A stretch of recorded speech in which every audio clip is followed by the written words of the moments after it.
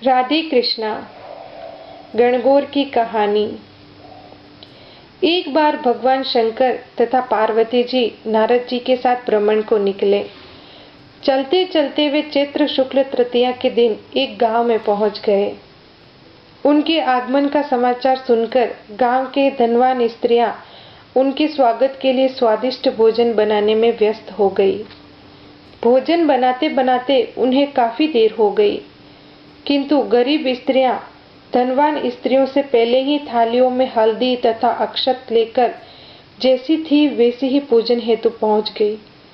पार्वती जी ने उनके पूजा भाव को स्वीकार करके सारा सुहाग रस उन पर छिड़क दिया। वे अटल सुहाग प्राप्ति का वरदान पाकर लौटी। उसके बाद धनवान स्त्रियां अनेक प्रकार के पकवान लेकर गौरी जी और शंकर जी की पूजा करने पहुंची। सोने चांदी से निर्मित उनकी थालियों में विभिन्न प्रकार के पदार्थ थे। उन स्त्रियों को देखकर भगवान शंकर ने पार्वती जी से कहा कि आपने सारा सुहाग रस तो गरीब स्त्रियों को दे दिया है, अब इन्हें क्या दोगी? पार्वती जी ने उत्तर दिया कि हे प्रभु, आप इसकी चिंता मत कीजिए। उन स्त्रियों को मैंने केवल ऊपरी पदार्थ से बना रस दिया है, परंतु मैं इन धनवान स्त्रियों को अपनी अंगुली चीरकर अपने रक्त का सुहाग रस दूंगी। यह सुहाग रस जिसके भाग्य में पड़ेगा वह तन मन से मुझ जैसी सौभाग्यवती हो जाएगी। जब स्त्रियों ने पूजन समाप्त कर दिया तब पार्वती जी ने अपनी उंगली चीरकर उन पर छिड़क दी। जिस पर जैसा छींटा पड़ा उसने वैसा ही सुहाग पा लिया। उसके बाद भगवान शिव की आज्ञा से पार्वती जी ने नदी तट पर स्नान किया और बालू की शिवलिंग बनाकर पूजन करने लगी। पूजन के बाद बालू के पकवान बनाकर शिव जी को भोग लगाया। प्रदक्षिणा करके नदी तट की मिट्टी से माथे पर तिलक लगाकर 2 कण बालू का भोग लगाया। इतना सब करते करते पार्वती जी को काफी समय लग गया। काफी देर बाद जब वे लौटकर आई तो महादेव जी ने उनसे देर से आने का कारण पूछा। उत्तर में पार्वती जी ने झूठ ही कह दिया कि वहां मेरे भाई भाभी आदि मायके वाले मिल गए थे, उन्हीं से बात करने में देर हो गई। परंतु महादेव जी तो महादेव जी ही थे, वे कुछ और ही लीला रचना चाहते थे। उन्होंने पूछा, पार्वती जी, आपने नदी के तट पर पूजन करके किस चीज का भोग लगाया था और स्वयं कौन सा प्रसाद खाया था? पार्वती जी ने पुनः झूठ बोल दिया कि स्वामी, मेरी भावज ने मुझे दूध भात खिलाया, उसे खाकर मैं सीधी यहाँ चली आ रही हूँ। यह सुनकर शिवजी भी दूध भात खाने की लालच में नदी तट की ओर चल दिए। पार्वती जी दुविधा में पड़ गई। तब उन्होंने मौन भाव से भगवान भोले शंकर का ही ध्यान किया और प्रार्थना की, हे भगवान, यदि मैं आपकी अनन्य दासी हूँ तो आप इस समय मेरी लाज रखिए।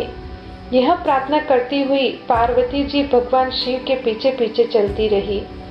उन्हें दूर नदी के तट पर माया का महल दिखाई दिया। उस महल के भीतर पहुंचकर वे देखती हैं कि वहां शिवजी के साथ उनके भाई भाभी सहित पूरा परिवार उपस्थित है। उन्होंने गौरी तथा शंकर का भावभीना स्वागत किया। वे 2 दिन तक वहां रहे। तीसरे दिन पार्वती जी ने शिवजी से चलने के लिए कहा, पर शिवजी तैयार नहीं हुए। वे अभी और रुकना चाहते थे। तब पार्वती जी रूठकर अकेली ही चल दी। ऐसी हालत में भगवान शिवजी को पार्वती जी के साथ चलना पड़ा।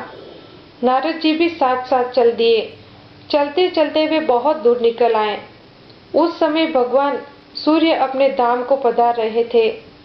अचानक भगवान शंकर पार्वती जी से बोले, मैं आपके मायके में अपनी माला भुलाया हूँ। तब पार्वती जी ने कहा, ठीक है, मैं लेकर आती हूँ, और जाने के लिए तत्पर हो गई। परंतु भगवान ने उन्हें जाने की आज्ञा नहीं दी और इस कार्य के लिए नारद जी को भेज दिया। परंतु वहां पहुंचने पर नारद जी को कोई महल नजर नहीं आया। वहां तो दूर तक जंगल ही जंगल था जिसमें पशु घूम रहे थे। नारद जी वहां भटकने लगे और सोचने लगे कि कहीं किसी गलत स्थान पर तो नहीं आ गए। मगर अचानक बिजली चमकी। और नारद जी को शिव जी की माला एक पेड़ पर टंगी हुई दिखाई दी। नारद जी ने माला उतार ली और शिव जी के पास पहुंचकर वहां का हाल बताया।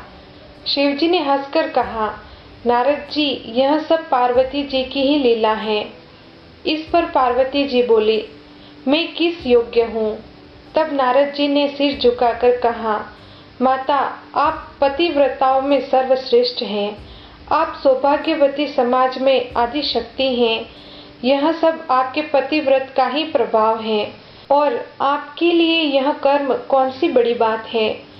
माते, गोपनीय पूजन अधिक शक्तिशाली तथा सार्थक होता है। आपकी भावना तथा चमत्कार पूर्ण शक्ति को देखकर मुझे बहुत प्रसन्नता हुई है। मैं आशीर्वाद रूप में कहता हूँ कि जो स्त्रियां इसी तरह गुप्त रूप से पति का पूजन करके मंगल कामना करेंगी, उन्हें संसार की स्त्रियां आपके नाम स्मरण मात्र से ही अटल सौभाग्य प्राप्त करेगी। बोलिए ईश्वर जी और गोरा जी की जय।